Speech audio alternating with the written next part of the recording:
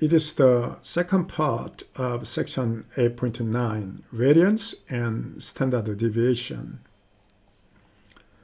The variance of a random variable x with probability density function f is the expected value of x minus mu squared. So it is defined in this way: integral over the whole interval and x minus mu squared fx dx. And the standard deviation of the random variable is just simply square root of the variance. Okay, and let's see this example. The PDF is given here. Then for this exponential PDF, that is 1 over mu, so the mu is 10, right? For this PDF, we immediately know that mu is 10. Now, first question is, find the standard deviation of the random variable t. Okay. Now, for part A, we have to first find the variance. So that variance is same as integral minus infinity to infinity. And here, the random variable is t. So that now t minus 10 squared and f of t dt. Okay. Now, it is given on the right side so that we can rewrite here. That is same as integral from 0 to infinity. And then, now that is here t minus 10 squared. And then that is 0.1 and e to the minus 0.1 t. Right? That is dt. Okay. Now, we'll put 0.1 in front of that, and then maybe we can keep it here. It doesn't matter. And then by using the integration by part, we'll try to get the antiderivative. And particularly, we can use tic-tac-toe technique here. U is now, okay, t minus 10 squared. And then v is 0.1 e to the minus 0.1 t. Okay. Now, this column, we are trying to make derivatives, so that 2 t minus 10, and then now it becomes 2 and 0. Now, for this column, we try to get antiderivative. Then, from this one, it becomes minus e to the minus 0.1 t, right? And then one more time, then there will be now 10 e to the minus 0.1 t. And here one more time, then here minus 100 e to the minus 0.1 t. Right? Okay. So here we try to get multiplication in that multiplication and this multiplication, and that's along with a positive, and this is along with a negative, and that is along with okay, not positive. It must be, oh yeah, positive, right? So that its antiderivative is, okay, now that is minus t minus 10 squared, okay, for that one, and e to the minus 0.1 t. And for this one, here again, minus, and there is 2, so that 20, and here t minus 10, and then, okay, t minus 10, and then e to the minus 0.1 t. for the final one, okay, again, this is minus 200, and then e to the minus 0.1t, right? Now we have to evaluate this one from here, 0 to infinity, okay? So here, you can get here the value for this one will be basically, if you do this one, then here from a certain moment, okay, now it's 0, then if it is infinity, then this value is always 0. So that once it's 0, then now that is now with the negation here. From this one, there's a minus 100, and from that one 0, then there is again minus 200, right? Okay, there's a plus 200, right?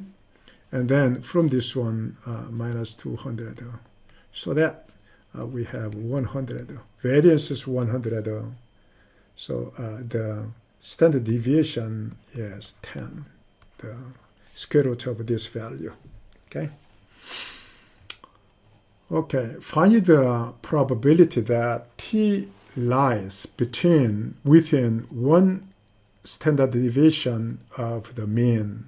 That means that here from the mean we have one standard deviation left and one standard deviation to the right.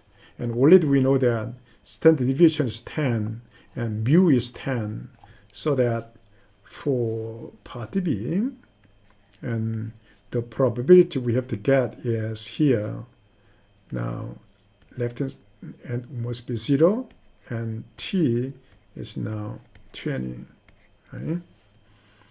Okay, so that is same as here from 0 to 20, and the f of t, dt, just we are try to get probability, so that we have to use here the PDF.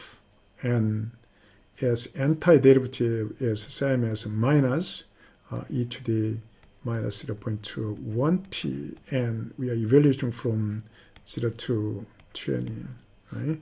So that once it's 0, then 1. Once it's 20, then e to the minus 2, right? So that's the final answer for part B. Okay, rather than exponential decaying PDF, we have some other common distributions. One is uniform distribution. Is also quite common and very simple. And for a bounded interval, the probability is always the same. So that here from A to B, the value height is 1 over b minus a, so that total area over there is 1. Okay, that is 1. Of course, outside the value must be 0. Right? Implicitly, outside the function value is 0. That is called the uniform distribution. And another one, really very popular one, is normal distribution, and of which the PDF is defined in this way. So 1 over sigma square root of 2 pi and exponential minus x minus mu squared over 2 sigma squared. For this formula, mu indicates the mean and sigma indicates the standard deviation. So that from the formula, you can see easily what the mean is and what the standard deviation is. Okay, let's see one example. Nearly 1.5 million high school students took the ACT test in 2009. I guess this is true data, and the composite mean score across the academic areas was mu 21.1, and standard deviation is 5.1. What percentage of the population had an ACT score between 18 and 24? Okay.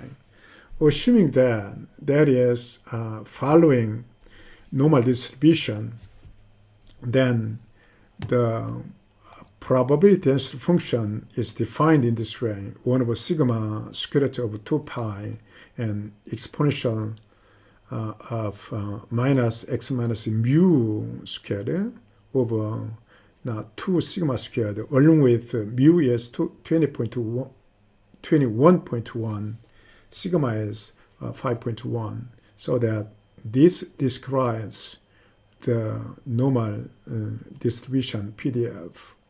Okay, that one exactly this one, and here mu and sigma are given, and along with this one, now we have to get integral between 18 and 24. That is exactly for given probability density function. Its integration is done from 18 to 24. It's not really hand computable, so that I'm using program. And in MathTalent, the command integral will produce the definite integral. Okay, then here output is now 0.44, so that is about 44%. Now, what is the ranking of students whose score scored 27 on the test? So here, now we try to get the integral from 27 to 36. And so that this portion, and if you get integral, then output is now 0.12, so that approximately the answer is 12%. So it is ranked in top 12%. What is the minimal integer score a student needed to get in order to be in top 80% of the scoring population? So that we have to find the integer value such that from the value to 36, and the integration probability is now 8%, 0.08. Okay, so already we know from 27 to 36 is 12%.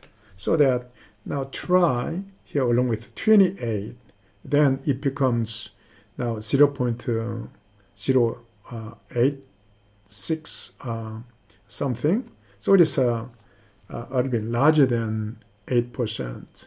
So here we try one more time along with 29 to 36, so that we found that that is about 6%. So that the answer must be 29. Once it's 28, then it is not in the top 80%. It's a little bit over the 88%. So that the answer must be here 29. Okay. Through computer program, you can get the solution quite easily. Okay. That's the end of section 8.9, and this is the end of chapter, and also this is the end of the integration techniques. Okay, thank you.